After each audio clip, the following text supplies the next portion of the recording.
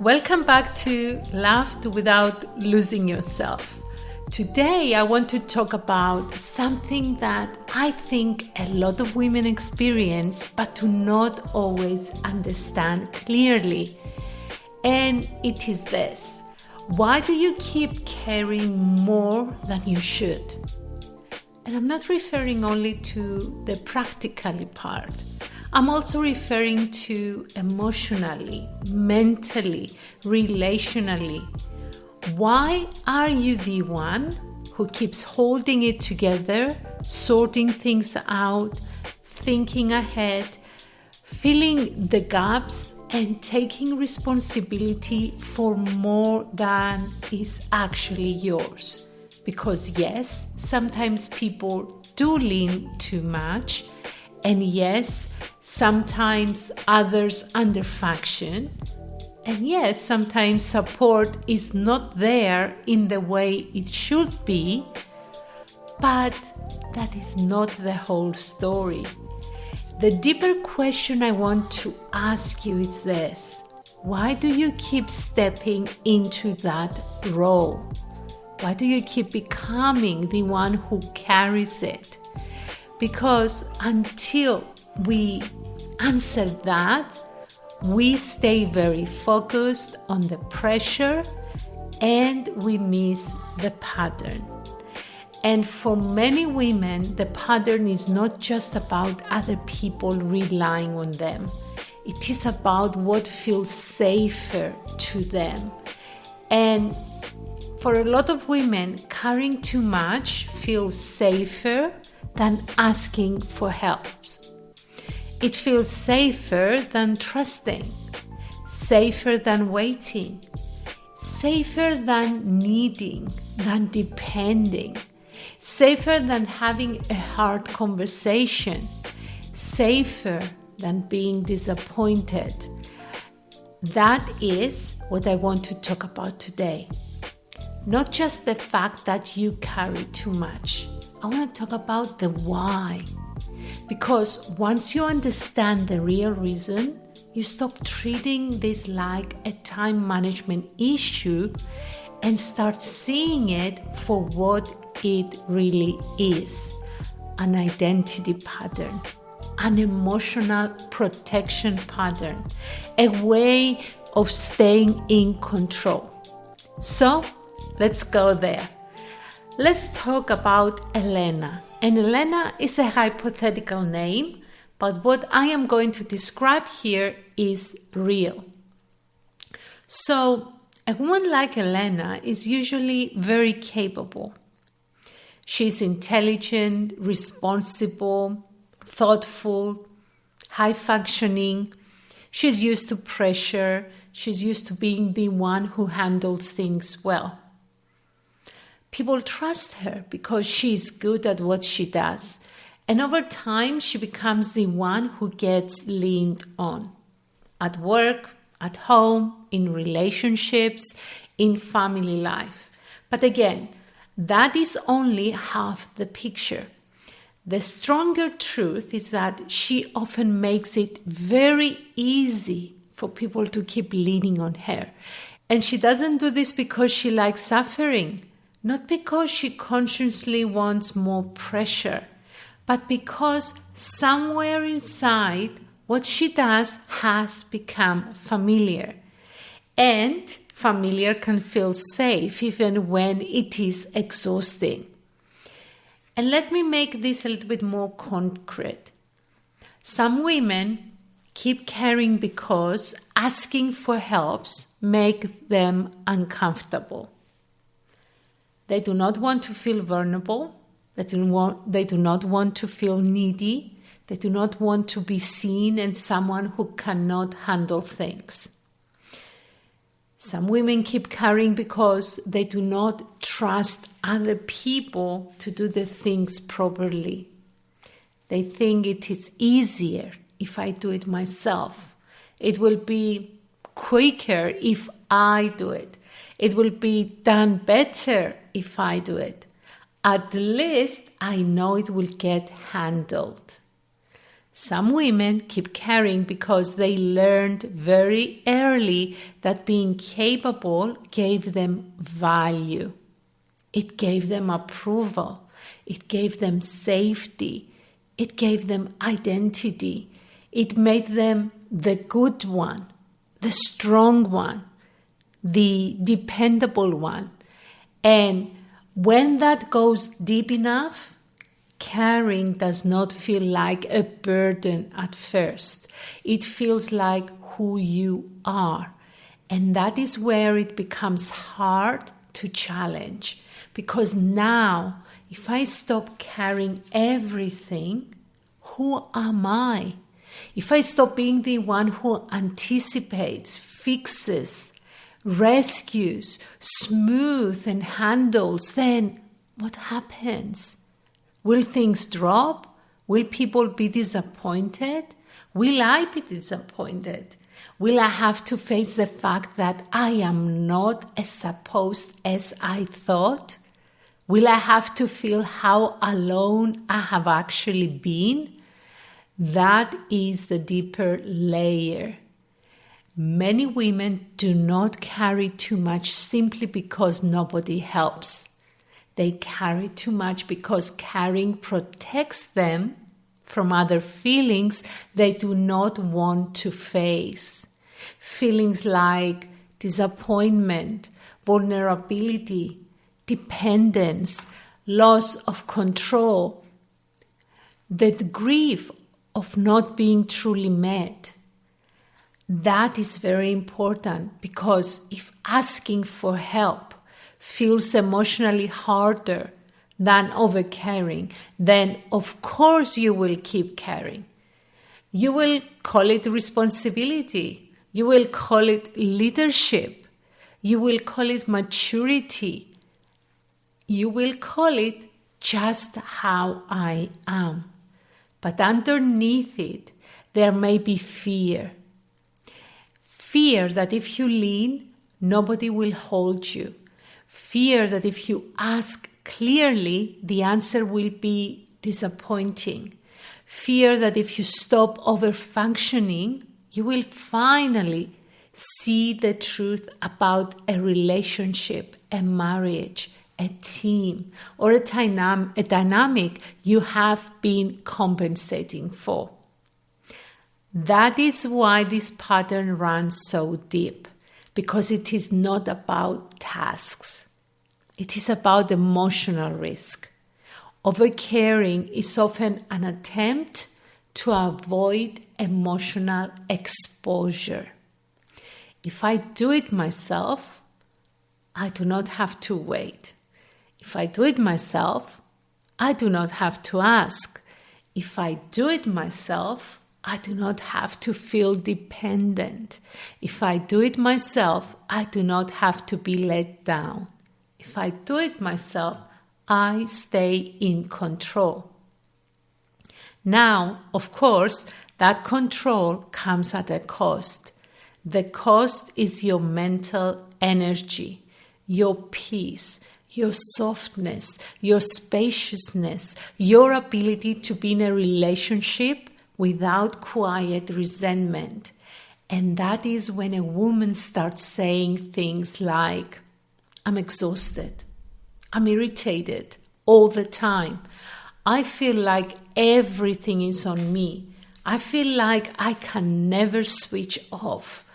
I feel alone, even when I am not alone.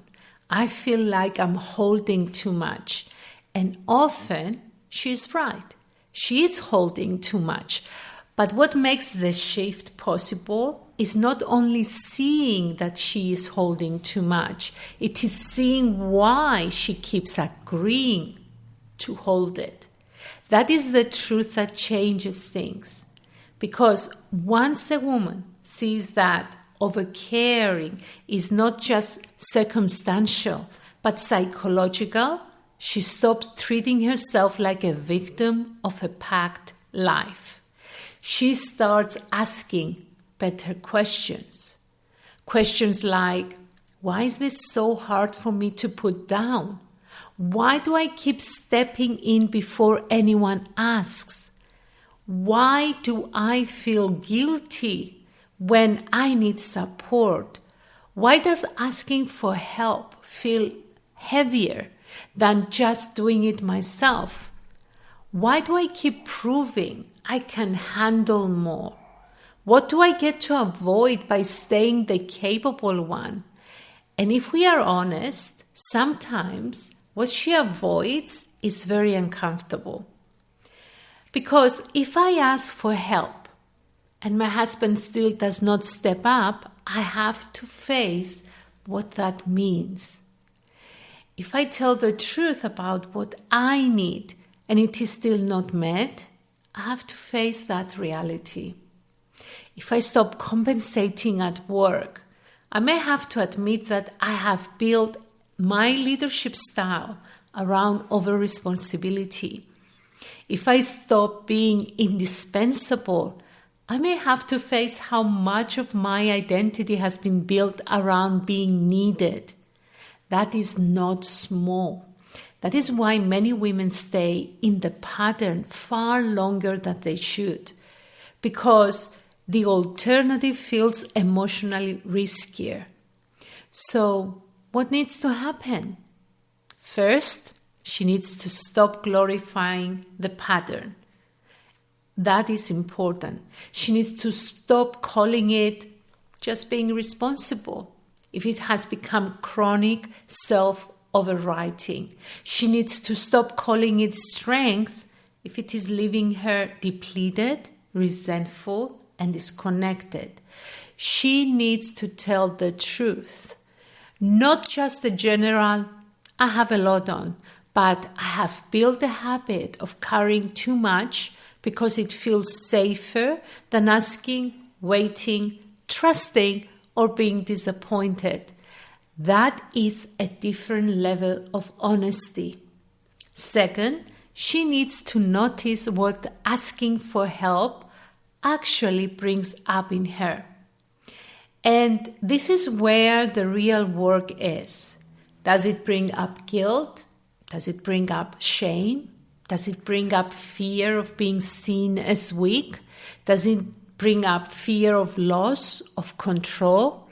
Does it bring up fear that the support will not come? Because if she does not name that, she will keep saying she wants support while behaving in ways that make real support almost impossible. Third, she needs to stop stepping in so quickly. This matters. Some women do not give other people the chance to feel the weight of what they are leaving undone. They step in too fast. They rescue the moment. They fix the tension. They cover the gap. They clean it up. They absorb the impact. And then they feel resentful for carrying it all. But if you always step in before the discomfort lands somewhere else, the pattern never changes. Someone has to feel what is not being carried well. The fourth reason, she needs to risk the disappointment she has been avoiding. This is a hard truth, but a very important one. Sometimes healing means you stop over-functioning and you finally see clearly who rises and who does not. And yes, that can hurt, but it is still better than silently carrying everything and calling it love, maturity, or strength. Clarity can hurt once. Self-betrayal hurts repeatedly. And finally, she needs to separate her worth from her usefulness. This is huge because many women do not just carry a lot. They feel vulnerable because they carry a lot. They feel needed, important, relevant, in control. And that is why slowing down, asking for help, or not stepping in can feel strangely uncomfortable. Because now they are not just changing behavior. What's happening is they are changing identity. They are learning that their value is not in how much they can absorb, not in how much they can manage, not in how little they need, not in how well they can function under pressure. That is big work, but it is necessary work, because if you do not do it, you will keep creating a life where you are admired for your capacity and privately drained by it. And that is not the life you want. So, what changes when a woman starts seeing this clearly? She becomes more honest with herself. She stops saying, I have to do it all, and starts saying, I keep choosing to carry too much, and there is a reason for that. She starts noticing where she is still proving, where she's still controlling, where she's still over-functioning, where she's still avoiding difficult truths by staying busy and necessary. And then she can start making different choices. Let some things wobble. Let other adults carry what is theirs. Tolerate the discomfort of not stepping in immediately. Allow herself to need support without making that mean she's failing. That is how the pattern begins to break. So if you are a woman who keeps carrying more than you should, this is what I want to leave you with. Your exhaustion is not only about how much there is to do. It may also be about how much feels emotionally safer for you to carry than to put down. That is the deepest truth. And the question I want to leave you with is this: what feels more uncomfortable to me than carrying too much? Is it asking? Is it needing? Is it trusting? Is it waiting? Is it being disappointed? Is it seeing the truth about who is and is not really showing up? Sit with that, because that is where the pattern starts making sense. And that is also where it starts changing.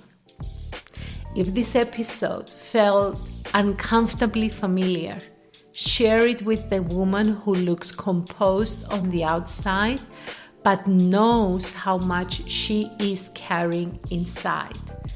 And if you recognize yourself in this, do not just listen and move on. Ask yourself where you keep carrying more than you should, and why it still feels safer than putting some of it down. I will see you in the next episode.